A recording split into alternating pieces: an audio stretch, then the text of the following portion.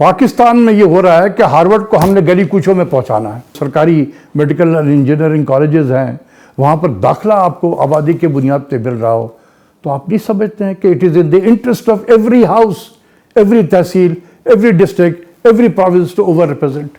Sense है कि people will over represent. आपके जो जिन्होंने गवर्न करना है सूबे में, जो सिविल सर्वेंट होते हैं, उनकी क्वालिटी गिर रही है। वो जो 1973 में जिस तरीके से चला था, पाकिस्तान 1973 में फ्रीज हो गया। आज 50 साल 52 साल हो गए चल रहा वही। देखिए ना, ये सब बताने की ज़रूरत है ना कि भाई देखो ये मुल्क है, ये मुल्क है तो ये हम सब हैं। अस्सलाम वालेकुम दोस्तों। पाकिस्तान में बहुत सारे मसाइल हैं। बुनियादी तौर पे उनका ताल्लुक़ हुकूमतकारी के तरीक़ाकार से है, जिसको कहते हैं गवर्नेंस। कि गवर्नेंस क्यों ख़राब हो गई है, यानी जिस तरफ भी आप नज़र दौड़ाएं तो उसके ताने बाने उन लोगों के साथ मिलते हैं जो इस वक्त मुल्क में हुक्मरान हैं। बराह रास्त बिलवास्ता ब्यूरोक्रेसी है, सियासतदान है, हमारी फ़ौज है, और जो काम एक मुस्तकिल बुनियाद पे किए जाने चाहिए उसका वो टुकड़ों में होता है। वक्ती तौर पे उसका इलाज तलाश किया जाता है, मुस्तकिल इलाज नहीं है, जिसकी वजह से बहुत सारे मसाइल सर उठाए हमें घूर रहे हैं, और उसी की वजह से आबादी की अक्सरियत गूनागूं मसाइल का शिकार भी है। आज इसी हवाले से हम आपको एक इंटरव्यू मैंने किया डॉक्टर अशफाक हसन साहब के साथ, जो कि national university of science and technology में पढ़ाते हैं। वहाँ पे निप्स नाम का इंस्टीट्यूट है, उसके सरबराह भी हैं, और इसके साथ साथ आपको मालूम है ये तकरीबन 11 साल वज़ारत ख़ज़ाना में बतौर मुशीर काम भी करते रहे हैं। तो उनका बुनियादी तौर पे एक थीसिस है, आबादी में मुसलसल इजाफ़े का क्या असर हुआ है पाकिस्तान पे, और फिर गैर मुतनासिब अंदाज़ में जो आबादी बढ़ी है, एक सूबा बहुत बड़ा है, दूसरा उसके मुकाबले में कम है। तो हमने सोचा कि एक बुनियादी सवाल उनके सामने रखें कि पाकिस्तान में गवर्नेंस या हुकूमतकारी के ज़वाल की बुनियादी वजह क्या है। क्या सियासतदान उसका ज़िम्मेदार है, अफसरशाही है, और क्यों डॉक्टर अशफाक हसन बार बार कहते हैं कि पाकिस्तान 1973 में फंस कर रह गया है। आपके जो जिन्होंने गवर्न करना है सूबे में, जो सिविल सर्वेंट होते हैं, उनकी क्वालिटी गिर रही है। उनकी क्वालिटी क्यों गिर रही है? क्योंकि आपके यूनिवर्सिटी के जो एजुकेशन सिस्टम है उसकी क्वालिटी गिर रही है। मैं तो खुद यूनिवर्सिटी में हूँ, मैं तो देखता रहा हूँ, 16 साल से मैं देख रहा हूँ कि जो स्टूडेंट आज से 16 साल पहले आया करते थे नस्ट में, और अब जो आ रहे हैं उनके इन्फ्लोज, वहाँ कहाँ से हमारा नर्सरी तो यही है ना, नस्ट के बाहर जो पूरे पाकिस्तान से बच्चे हमारे आते हैं, वहाँ क्वालिटी गिर रही है। तो अब उसी गिरते हुए क्वालिटी से लड़के ग्रेजुएट करके और वो सिविल सर्वेंट में बन रहे हैं, और उनकी जो ट्रेनिंग का निज़ाम है वो भी आर्काइक है। वो जो 1973 में जिस तरीके से चला था, पाकिस्तान 1973 में फ्रीज हो गया। जब 1973 में हमने कोटा सिस्टम इम्प्लीमेंट किया था, भट्टो साहब ने 10 साल के लिए किया था। उसके बाद हम भूल गए कि 10 साल के बाद हमने क्या करना है। आज 50 साल 52 साल हो गए चल रहा वही निज़ाम। हम फ्रीज हो गए ना 73 में। तो जो कौमें फ्रीज हो जाती हैं for century, half A century, वहाँ पर कैसे आपके गवर्नेंस में, आपके निज़ाम में बेहतरी कैसे आएगी? आप खुद सोचो ज़रा। मैं पाकिस्तानी अवाम से पूछता हूँ, हम फ्रीज हो गए हैं अपने आप को। अच्छा, ये तो बात हुई कि पाकिस्तान 1973 में फंस के रह गया। उसके बाद से कोई तवीलुल मायाद नुक्ते नज़र से सोच विचार और मनसूबाबंदी नहीं हुई है। इस तमाम तर और इस वजह से एक स्टैग्नेशन का शिकार है हुकूमतकारी के मामलात में पाकिस्तान, यानी मुंजमद हो के रह गया है। तो अब इस ज़वाल में मायार तालीम का क्या हिस्सा रहा है? किस कदर किसी मुल्क का मायार तालीम असरअंदाज होता है حکومت کاری کے مسائل پہ؟ میں 4-5 سالوں سے میں دیکھ رہا ہوں کہ جو ہائر ایجوکیشن کا بجٹ وغیرہ ہے، کچھ حکومت نے کی بھی غلطی ہے اور کچھ باہر کے لوگوں کی بھی غلطی ہے. کیونکہ حکومت کی غلطی یہ ہے کہ ہم نے ہر گلی کوچوں میں یونیورسٹی قائم کر دی. ہارورڈ دنیا میں ایک ہی جگہ ہے. دنیا سے لوگ ہارورڈ میں پڑھنے کے لیے جاتے ہیں. پاکستان میں یہ ہو رہا ہے کہ ہارورڈ کو ہم نے گلی کوچوں میں پہنچانا ہے. بھائی ہارورڈ میں پڑھانے والے فیکلٹی گلی کوچوں پہ کہاں سے ملیں گے آپ کو؟ جب میں پڑھ رہا تھا یونیورسٹی میں تو غالباً 70s کی بات کر رہا ہوں، تو 25 یونیورسٹی تھی پاکستان میں. 16 سال کا ایجوکیشن ہوتا تھا ایم اے، اور اس 16 سال کے ایجوکیشن میں ایم اے کرنے کے بعد کوئی کیمبرج جا رہا تھا پڑھنے کے لیے، کوئی شکاگو جا رہا تھا پڑھنے کے لیے، کوئی یونیورسٹی آف پینسلوینیا جاتا تھا پڑھنے کے لیے، کوئی جانس ہاپکنس جا رہا ہوتا تھا، کوئی کولمبیا جا رہا ہوتا تھا پڑھنے کے لیے. آج 240 کے قریب یونیورسٹی ہیں پاکستان میں، اور ہم نے دو سال اور 16 سے 18 سال بھی کر دیا ہے. ٹھیک ہے. اور اب آپ دیکھیں کہ ہم کہاں جا رہے ہیں پڑھنے کے لیے. میں نام لینے نہیں چاہتا ہوں کیونکہ میں تو خود اس شعبے سے تعلق رکھتا ہوں. ہمارے لوگ ایسے جگہ پہ جا رہے ہیں جس کا یقین کریں کہ میں نے اپنے 40 سالہ کیریئر میں کبھی ان کا اس طرح کے یونیورسٹیز کا نام نہیں سنا تھا. آج وہاں جا رہے ہیں پڑھنے کے لیے. پاکستان کے گورننس مسائل میں عالمی مالیاتی اداروں کا کیا کام ہے؟ IMF ہے، ورلڈ بینک ہے، ایشین ڈیولپمنٹ بینک ہے. قرضوں پہ قرضے مل رہے ہیں حکومت کاری کی بہتری کے لیے، بلکہ ہمارا جو کرمنل پروسیجر کوڈ ہے اور رول آف لا جس کو کہتے ہیں، اس کی بہتری کے لیے بھی کئی کروڑ بلکہ اربوں روپے اب تک مل چکے ہیں world bank, Asian development bank کی طرف سے. لیکن جو کرمنل پروسیجر کوڈ ہے اس میں آج تک ایک بھی کوئی بنیادی تبدیلی نہیں ہو سکی. وہ وہیں کا وہیں کھڑا ہے. تو اس حوالے سے میں نے ڈاکٹر اشفاق سے پوچھا کہ ان مالیاتی اداروں کا کیا کردار ہے؟ کیا یہ بھی پاکستان میں جو غیر منصفانہ نظام ہے اس کے فروغ میں براہ راست شامل ہیں کہ یہ قرضے دیتے ہیں، اور اس سے پھر مستفید ہونے والے کون ہیں؟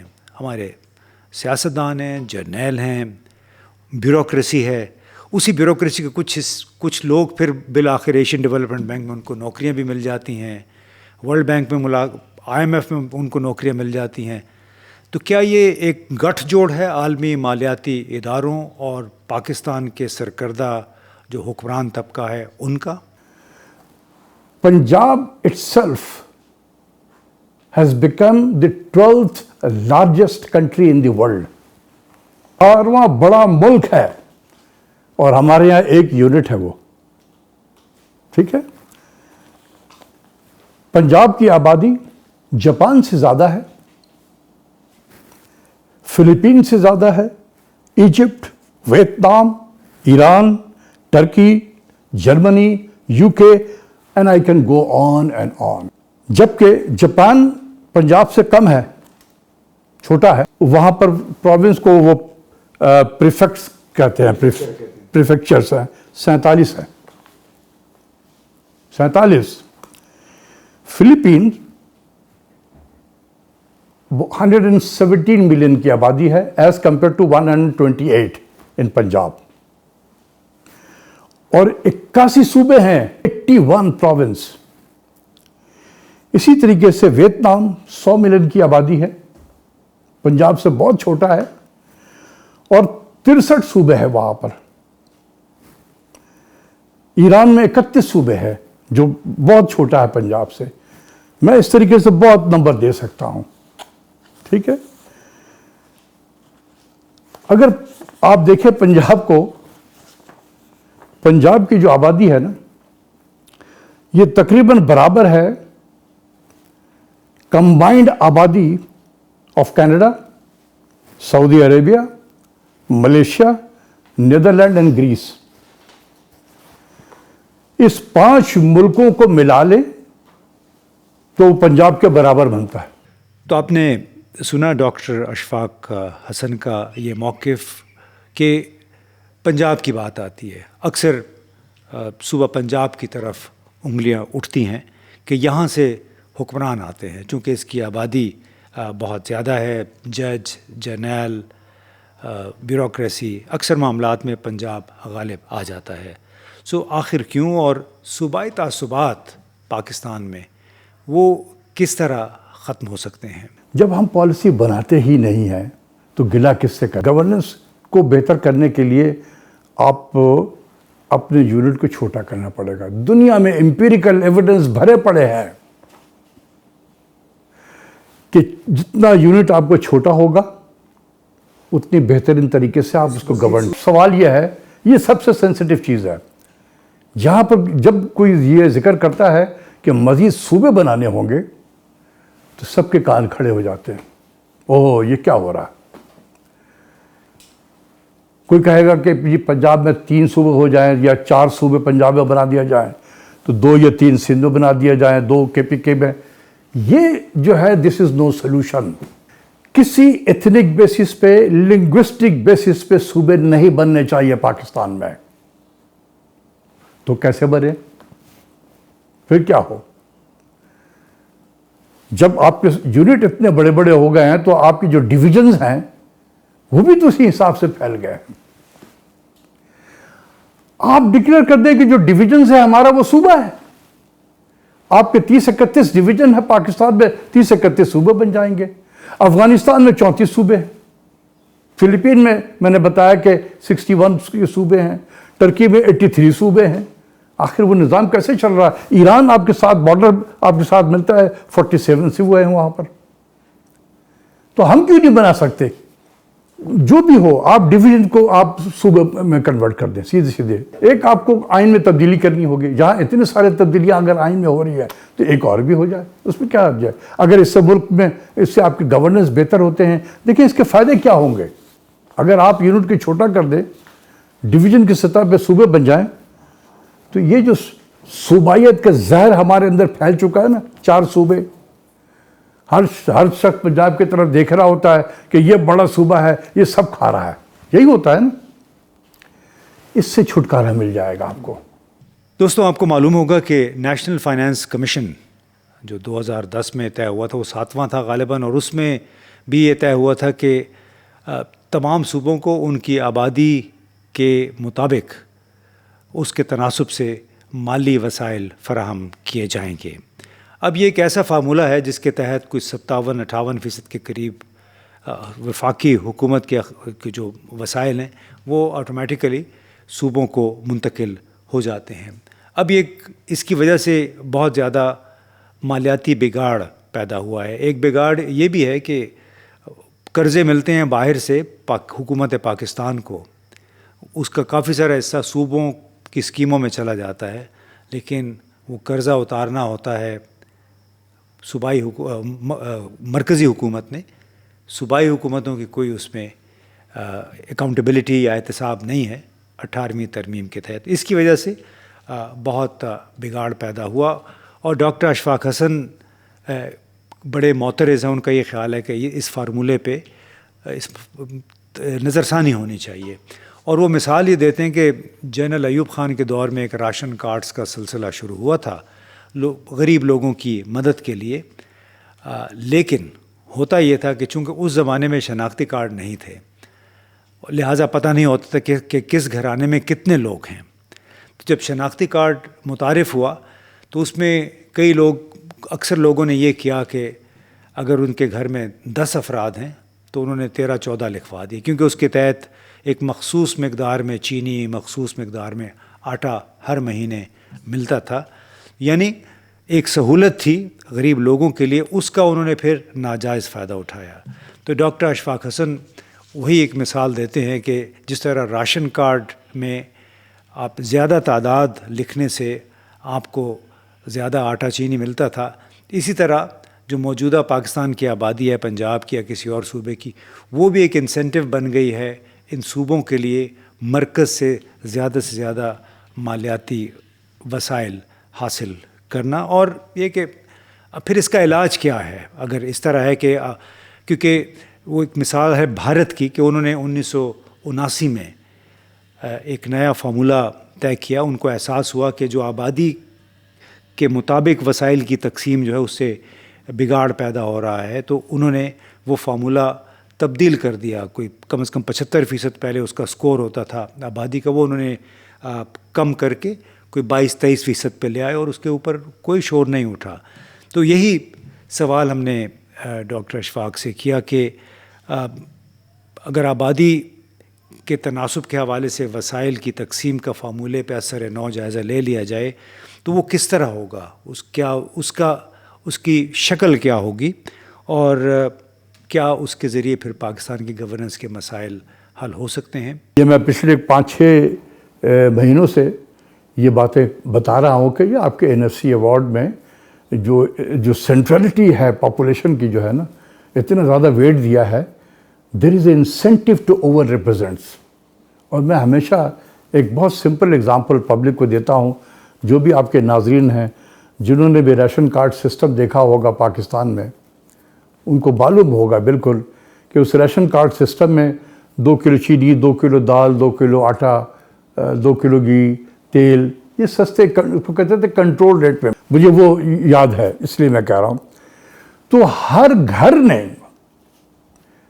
اپنے یہاں پر 3 سے 4 آدمی زیادہ لکھائے رکھتے تھے کہ کنٹرول ریٹ میں. اب 2 کلو چینی میں یا پورا مہینہ تو شاید نہ چل سکے, ٹھیک ہے نا. تو اس لیے اگر زیادہ آدمی ہوں گے تو زیادہ چینی مل جائے گی, تو مارکیٹ سے دوبارہ جا کے خریدنے کی ضرورت نہیں پڑے گی, سارا کام کنٹرول ریٹ پہ ہو رہا ہوگا. تو جو قوم 2 کلو چینی 2 کلو دال کے لیے اوور ریپرزینٹ کر سکتی ہے, تو جہاں پر trillions of resources NFC award کے تحت صوبوں کو بٹ رہے ہوتے ہیں, جہاں پارلیمنٹ کی سیٹ بٹ رہی ہوتی ہے, جہاں پر نوکریاں بٹ رہی ہوتی ہے کوٹا سسٹم کے بیسس پہ, جہاں پروفیشنل کالجز میں جو سرکاری میڈیکل اور انجینئرنگ کالجز ہیں وہاں پر داخلہ آپ کو آبادی کے بنیاد پہ مل رہا ہو, تو آپ نہیں سمجھتے ہیں کہ it is in the interest of every house, every tehsil, every district, every province to over represent. تو یہ ہم نے ڈسٹارٹ کر دیا ہے. اور کیا کر دیا ہے؟ Politicization of census. Census politicized ہو گیا ہے. 1981 کا سینسس ہوا, اور پھر کب ہوا؟ 1998 میں, 17 سال کے بعد. ٹھیک ہے. اس کے بعد 98 کے بعد پھر کب ہوا؟ 19 سال کے بعد 2017 میں, اور وہ بھی ڈسپیوٹڈ تھا. تو ہم نے بنا دیا نا اس طریقے سے کہ آپ جب پاپولیشن کو اتنا زیادہ امپورٹنس دیں گے ہر چیز کی ڈسٹریبیوشن میں, تو یہ تو ایک فطرت ہے, ایک کامن سینس ہے کہ پیپل ول اوور ریپرزینٹ. تو آپ نے NFC ایوارڈ بھی ڈسٹارٹ کر دیا, پولیٹیسائز کر دیا, سینسس کو بھی پولیٹیسائز کر دیا. دنیا میں بہت سارے ایسے ملک ہیں جہاں پر سینسس 20-20 سال 40-40 سال سے نہیں ہوئے ہیں, اور وہ سارے وہ ملک ہیں جہاں سول وار چل رہا ہے. ڈاکٹر اشفاق حسن صاحب نے یہ بھی کہا کہ انہوں نے 4 صوبوں میں پریزنٹیشنز بھی دی ہیں, اور ایک موقع پہ خیبر پختونخوا میں بھی وہ جب پریزنٹیشن دے رہے تھے, ارکان اسمبلی بیٹھے ہوئے تھے, تو اس دوران گفتگو وہ مسکرا رہے تھے جب وہ پریزنٹیشن کرے. تو میں نے ان سے پوچھا کہ آپ کیوں ہنس رہے ہیں؟ تو انہوں نے کہا کہ جی آپ نے بڑے صحیح بات کی ہے کہ مسائل جو مالیاتی وسائل آبادی کے حساب سے آ رہے ہیں اس کی لوٹ مار کا سلسلہ جاری ہے. اور پھر دوسرے پنجاب اور سندھ کی طرف انہوں نے اشارہ کرتے ہوئے کہا کہ یہ ایک بہتی گنگا ہے, اس میں اگر دوسرے لوٹ مار کر رہے ہیں, دوسرے کھا پی رہے ہیں, تو ہم کیوں نہ کھائیں پئیں؟ آپ جو بات کر رہے ہیں اس پہ پتہ نہیں عمل درآمد کس حد تک ممکن ہے. یعنی بڑے صوبے آبادی کا فائدہ اٹھاتے ہوئے زیادہ وسائل حاصل کر رہے ہیں, تو چھوٹے صوبے کیوں نہ کریں؟ اور اسی کی بنیاد پہ یا اسی کی وجہ سے حکومت کاری بد سے بدتر ہوتی چلے گی. اسلام آباد کی مثال لے لیں, یہاں پہ سرکاری سیکٹر میں پمز بنا تھا, Pakistan institute of medical sciences. آج سے 40 سال پہلے کوئی نیا ہسپتال نہیں بنا ہے. سرکاری کوئی نئی یونیورسٹی اسلام آباد راولپنڈی میں نہیں بنی.